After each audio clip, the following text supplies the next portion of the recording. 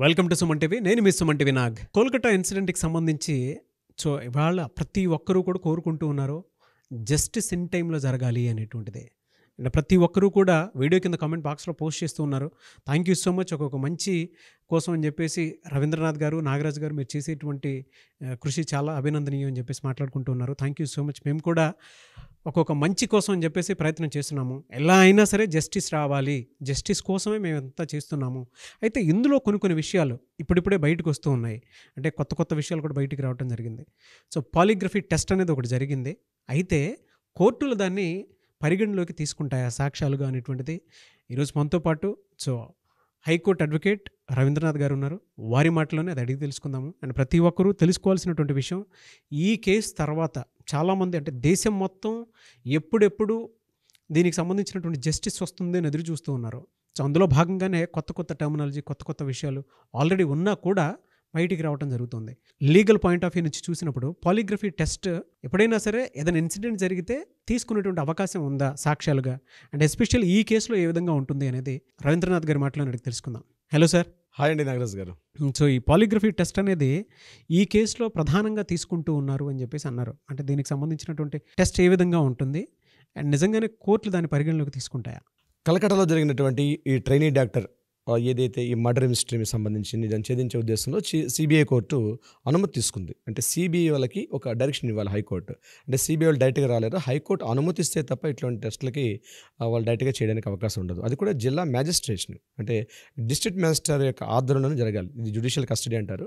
ఆ కస్టడీలో ఈ టెస్ట్ని చేస్తారు. దీన్ని పాలిగ్రఫీ టెస్ట్ అంటారు. దాన్ని కరెక్ట్గా చెప్పాలని లై డిటెక్టర్ టెస్ట్ అంటారు. అంటే నేరస్తుడు అంటే ఎవరైతే సస్పెక్ట్ చేసే ఆ వ్యక్తి నిజం చెప్తున్నాడా అబద్ధం చెప్తున్నాడా అన్నది తన బాడీలో ఉన్నటువంటి ప్రతిస్పందనలు, తన గుండెపోటు, తన చెమట పట్టడం, తన శ్వాస, వీటిని అబ్జర్వ్ చేస్తూ ఆ పరిస్థితిలో ఆ వ్యక్తి నిజం చెప్తున్నాడా లేదా క్వశ్చన్స్ వేస్తారు. క్వశ్చన్స్ వేసేటప్పుడు అతను ఎలా రియాక్ట్ అవుతాడు అని దీనికి సంబంధించిన టెస్ట్ని ఈ పాలిగ్రఫీ టెస్ట్ అంటారు. ఈ టెస్ట్ చేసేటప్పుడు నాగరాజ్ గారు, ఉదాహరణకి మీకు ఒక క్వశ్చన్ చెప్తాను చూడండి. మీరు వైజాగ్ లాస్ట్ టైం ఎప్పుడు వెళ్ళారు? ఏ మూవీ చూస్తారు మీరు లాస్ట్ టైం? KGF 2. అది ఇయర్ ఎగ్జాక్ట్ గుర్తులేదు.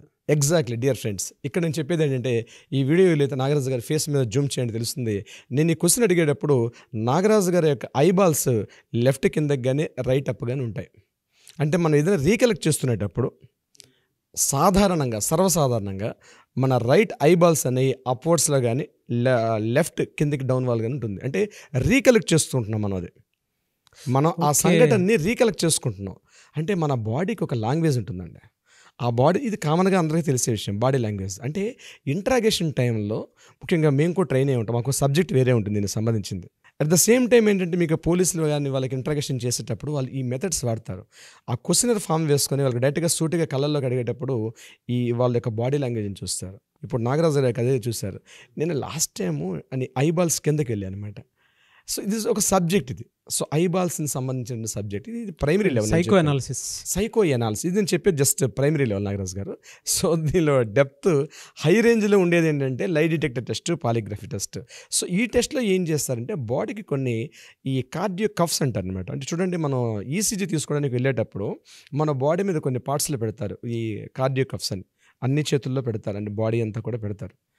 వీళ్ళకి ఏం చేస్తారంటే ఈ బాడీ ఎవరైతే మనం అనుకున్నట్టు ఆ సస్పెక్ట్ వ్యక్తికి అన్ని ఆ పార్ట్లో షర్ట్ రిమూవ్ చేస్తారు. షర్ట్ రిమూవ్ చేసి అన్ని పార్ట్లో కూడా ఆ కార్డియో కఫ్స్ని పెడతారు. పెట్టిన తర్వాత ఏం చేస్తారు, ఫింగర్ మూమెంట్స్లో అంటే అతడి యొక్క పల్స్ రేట్ ఎలా ఉంది దానికోసం ఎలక్ట్రో కోడ్స్ అంటారు. వాటికి చిన్న మనం ఈ ఆక్సిజన్ మనం చెక్ చేసుకోవడానికి మనం అందరం కూడా కరోనా టైంలో వాడాం. సో అటువంటి ఎలక్ట్రో కోడ్స్ వాటిని పుషప్ చేస్తారు. తర్వాత ఏం చేస్తారంటే చెస్ట్ చుట్టువైపులో కూడా, అంటే గుండె యొక్క స్థితి ఎలా ఉంది, శ్వాస ఉచ్ఛ్వాస నిశ్వాసాలు ఏ స్థితిలో ఉన్నాయి దానికోసం కొన్ని రకాలైనటువంటి పరికరాలు పెడతారు. ఇవన్నీ పెట్టి అక్కడ ముందు కూర్చోబెట్టి వీళ్ళు క్వశ్చన్స్ అడగడం మొదలు పెడతారు. ప్రతి క్వశ్చన్కి అతను ఎలా స్పందిస్తున్నాడు అన్నది అక్కడ ఒక గ్రాఫ్ అనేది ఒకటి మూవ్మెంట్ అవుతుంటుంది, జస్ట్ లైక్ ఈసీజీ గ్రాఫ్ లాగా. దాన్ని అనాలిసిస్ చేయడానికి పక్కన డాక్టర్స్ కొంతమంది ఉంటారు. Doctors, magistrate, at the same time ఈ సిబిఐ ఆఫీసర్స్, వీళ్ళందరి యొక్క సమక్షంలో జరుగుతుంది ఆ టెస్ట్. ఈ టెస్ట్ కూడా డైరెక్ట్గా చేయడానికి అవకాశం ఉండదు, దీనికి ప్రత్యేకంగా అనుమతులు దీనికోసం ముందుగా మనం చెప్పుకున్నాం. అయితే ఇది కరెక్ట్గా మనం కోర్టులో సాక్ష్యంగా దీన్ని వాడుకోవచ్చా అంటే కోర్టులో సాక్ష్యాన్ని వాడుకునే అవకాశం లేదు. ఈ టెస్ట్ చేయడానికి ప్రధాన కారణం అంటే ఒక పార్ట్ అండి, ఒక ఎంక్వైరీ పార్ట్ తీసుకుంటారు. ఎందుకంటే కాంప్లికేటెడ్గా ఉన్న ఇష్యూ కాబట్టి ఇది ఒక వాంగ్మూలంగా తీసుకుంటారు, ఒక సెంటెన్స్ అంటారు దీన్ని. This just like a sentence that ఈ టెస్ట్ చేసే ముందు అతనికి చెప్తారు, ఇది కేవలం నువ్వు నేరాన్ని అంగీకరిస్తున్నట్టు కాదు, జస్ట్ ఒక వాంగ్మూలం. అంటే ఎన్నో పారామీటర్స్ ఉంటాయి ఆ యొక్క సంఘటనకి, ఎన్నో పారామీటర్స్, ఇదొక ప్రక్రియ అనమాట. అతను చెప్తుంది రైటా రాంగ్ అనే విషయానికి సంబంధించి ఈ పాలియోగ్రఫీ టెస్ట్ అనేది. దీని మీద 2000 సంవత్సరంలోనే కొన్ని నేషనల్ హ్యూమన్ రైట్స్ కమిషన్స్ వాళ్ళు దీనికి ఒక చార్ట్ డిక్లేర్ చేశారు. అంటే గైడ్లైన్స్ ఇచ్చారు, ఎలా పడితే అలా చేయకూడదు. ఎందుకంటే ఆర్టికల్ 21 ప్రకారం మనకు ఒక హక్కు ఉంది, మన స్వేచ్ఛా స్వాతంత్రాలు ఉన్నాయి. ఈవెన్ నేరస్తుడైనా అపరాధైనా వాడికి హక్కులు ఉంటాయి అక్కడ. సో అందుకని ఆర్టికల్ 21 కాస్త ఇది ఇబ్బంది పెట్టేకరంగా ఉందని చెప్పేసి ఎన్హెచ్ఆర్సీ వాళ్ళు ఏం చేశారంటే హ్యూమన్ రైట్స్ కమిషన్ వాళ్ళు 2000 ఇయర్లో ఒక గైడ్లైన్స్ ఇచ్చారు. ఆ గైడ్లైన్స్ని ఫాలో అవుతారు. అయితే ఈ సిల్వి వర్సెస్ కర్ణాటక అనే ఒక సైటేషన్ ఉంది కోర్టులో. ఆ కేసులో మాత్రం క్లియర్ చెప్పారన్నమాట, ఇది మాత్రం సాక్ష్యం కాదు, ఇది నాట్ ఎ ప్రైమరీ ఎవిడెన్స్. ఎందుకంటే మన కోర్టులన్నీ పనిచేసేవన్నీ కూడా ఎవిడెన్స్ యాక్ట్ ప్రకారం, ఇండియన్ యాక్ట్ ఎవిడెన్స్ యాక్ట్ 1862 ప్రకారమే. అంటే కోర్టుకు కావాల్సింది కళ్ళ గంతులు ఉంటాయి, కోర్టుకి సాక్ష్యాధారాలు కావాలి. అక్కడ జరిగిందా జరగలేదు ఎవరు చూడరు. సో ప్రతి ఎవిడెన్స్ అనేది ఇంపార్టెంట్, ఆ ఎవిడెన్స్ అన్ని కలెక్ట్ చేయడం కోసం. అదే కదా ఈ కేసులో కూడా జరిగింది నాగరాజు గారు. ఈ సాక్ష్యాలన్నింటినీ కూడా సందీప్ ఘోష్ అనే వ్యక్తి ఏం చేశాడు, ఆ 6 hours గ్యాప్లో మొత్తాన్ని కూడా తారుమారు చేశాడు. సో సాక్ష్యాలని వీళ్ళు కలెక్ట్ చేసే ప్రక్రియ ఈ పాలియోగ్రఫీ అనేది కూడా ఒక పార్ట్ ఆఫ్ యాక్టివిటీగా మనం చెప్పుకోవచ్చు.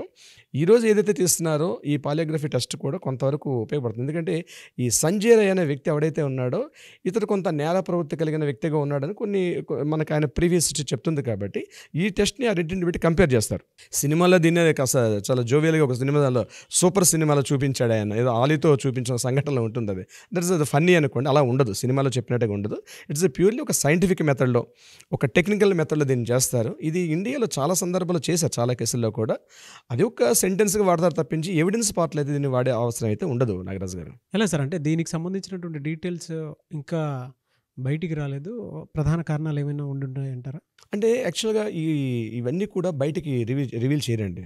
ఆ రిపోర్ట్స్ అన్ని కూడా కాన్ఫిడెన్షియల్గా పెడతారు. ఎందుకు చేస్తారంటే ఒకవేళ బయటికి రివీల్ చేసిన పక్షంలో సాక్ష్యాలను తారుమారు చేసే వ్యక్తులు ఉంటారు ఇందులో. ఎందుకంటే ఇందులో ఒక వ్యక్తి కూడా ప్రమేయం కాదు, it's a group of activity. Even though government కూడా దీన్ని సపోర్ట్ చేసింది ఈ విషయంలో. ఎందుకంటే పెద్ద పెద్ద తలకాయలు ఉన్నాయి దీంట్లో, పెద్ద పెద్ద హెడ్స్ ఉన్నారు. 99% ఏం చేస్తారంటే ఇటువంటి రిపోర్ట్స్ అన్ని ఓపెన్గా చేయరు. ప్రతి రిపోర్ట్ కూడా ఓన్లీ కోర్టులో ప్రవేశపెడతారు. వన్స్ కోర్టు జడ్జిమెంట్ వచ్చిన తర్వాత అప్పుడు రివీల్ అవుతాయి ఇవన్నీ కూడా. సో మనం కేసు స్టడీ చేసేటప్పుడు అప్పుడు ఉపయోగపడతాయి. బట్ ట్రయల్స్లో ఉంది కాబట్టి ఎవిడెన్స్లు సేకరించే ప్రక్రియలో భాగంగా మాత్రమే ఇట్లాంటి టెస్టులని చేస్తారు. బహుశా ఇది సంజయ్ రాయ్కి ఒకటిగా కాదు, సందీప్ ఘోష్, అదే ఎక్స్ ప్రిన్సిపాల్ ఎవరైతే ఉన్నారో సందీప్ ఘోష్ కూడా ఈ లై డిటెక్టర్ టెస్ట్ చేయాల్సిన అవసరం ఉంది. నాకు తెలిసి బహుశా అది కూడా జరిగే అవసరం ఉంటుంది ఈ టెస్టులు. అయితే ఇదేంటంటే సార్, ప్రత్యేకంగా నాగరాజ్ గారు, వెరీ కాన్ఫిడెన్షియల్ అండి. ఇవన్నీ కూడా సీక్రెట్స్ మెయింటైన్ చేస్తారు వీటికి. సిబిఐ డిపార్ట్మెంట్లో మనం అనుకుంటాం సినిమాలో చూపించేట్టుగా కొడతారు, భయంకరంగా టార్చర్ అని కాదు, కానీ ఇదంతా ఒక టెక్నికల్ పారామీటర్లో చేస్తారు. అయితే అదృష్టవశాత్తు ఏంటంటే ఫార్చునేట్గా ఈరోజు సుప్రీంకోర్టు మనకి ఇచ్చేటువంటి గైడ్లైన్స్ ప్రతిదీ మనకి మీడియాలో ఓపెన్ అప్ అవుతుంది. నేను అనుకుంటాను మరొక 10 yearsలోనే ఇవి కూడా ఓపెన్ అప్ అవుతాయి. నేను ఒకటే ఆశిస్తున్నానండి, యాజ్ ఎ లాయర్గా నాకు తెలిసింది ఏంటంటే ఇవి ఏవైతే జరుగుతున్నాయో ఓపెన్ ఫారంలో రావాలి. ఒక పెద్ద బిగ్ స్టేడియంలో మీడియాని అందరినీ పిలిపించి ఒక క్లోజ్డ్ సర్క్యూట్లా కాకుండా ఓపెన్ చేసినప్పుడు ఏమవుతాయంటే ప్రతి ఒక్కరికి ఏం జరుగుతుందో తెలుస్తుంది. ఇట్లాంటి సంఘటనల మీద అవగాహన వస్తుందండి. మనం ఫస్ట్ ఎపిసోడ్లో కూడా అదే చేస్తాం నాగరాజ్ గారు. మీరు మంచి గైడెన్స్ ఆ రోజు ఇచ్చిన, మీరు అడ్వైస్ కూడా సూపర్ అడ్వైస్. అది ఏంటంటే ప్రతి చోట మన పెద్ద పెద్ద హోర్డింగ్స్ పెట్టాలి, మినిమం ప్రైమరీ అవగాహన చట్టాలు. ఒక స్త్రీ బయటకు వచ్చి మన సొసైటీలో తిరగాలనుకుంటే ఆమెను ఇబ్బంది కలిగిస్తే ఏం జరుగుతుంది అని చెప్పే కొన్ని యాక్ట్స్ అయితే ఉన్నా ఆ యాక్ట్స్ని మాత్రం ఖచ్చితంగా డిస్ప్లే చేయాలి. నేనేమంటానంటే ఇట్లాంటివి ఓపెన్ థియేటర్లు జరగాలి, ఇవి అంటే ఓపెన్ ఫారంలో జరగాలి. ఇవి మీడియాని పిలిపించాలి, అందరూ కూర్చోవాలి, బట్ సీక్రెట్స్ మెయింటైన్ చేయాలి. సుప్రీంకోర్టు థియేటర్ హాల్లో ట్రయల్స్ ఎలా జరుగుతాయందో ఈరోజు మనం లైవ్లో చూస్తున్నప్పుడు ఇది పెద్ద విషయం కాదండి. బహుశా అట్లాంటి జరగాలని ఆశిద్దాం.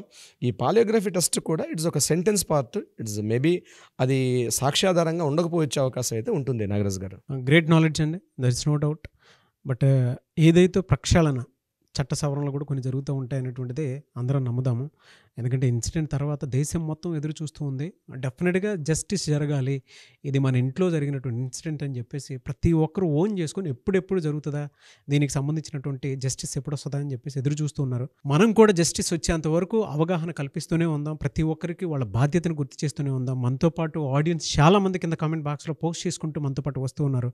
వారందరికీ మరొకసారి కృతజ్ఞతలు. ఎందుకంటే మంచి జరగడం కోసం, ఒక మంచి కోసం ప్రతి ఇంట్లో ఉండేటువంటి ప్రతి ఆడియన్ను కామెంట్ బాక్స్లో పోస్ట్ చేస్తూ ఉన్నారండి. Nagaraj garu thank you so much, thank you Suman TV అని చెప్పేసి మాట్లాడుతూ ఉన్నారు. And special thanks to advocate Ravindranath garu అని చెప్పేసి మాట్లాడుకుంటూ ఉన్నారు. సో థ్యాంక్ యూ అండి, థ్యాంక్ యూ సో మచ్. త్వరగా జస్టిస్ రావాలని మాత్రం కోరుకుందామండి. సుమన్ టీవీ చేస్తున్న యజ్ఞంలో ప్రతి ఒక్కరు కూడా ఒక సమిధలుగా ఉంటే సత్వర న్యాయం జరిగే అవకాశం ఉంటుంది నాగరాజ్ గారు. ఎస్ సార్, డెఫినెట్గా అండి. సత్వర న్యాయం కోసమే సుమన్ టీవీ దీన్ని యజ్ఞంగా తీసుకొని ముందుకు వెళ్తూ ఉంది. అవునండి, ఇనీషియల్గా నేను స్టార్ట్ చేసింది కూడా ఒక మంచి కోసమే. ఇది డెఫినెట్గా దీంట్లో జస్టిస్ జరగాలి. అవునండి నాగరాజ్ గారు.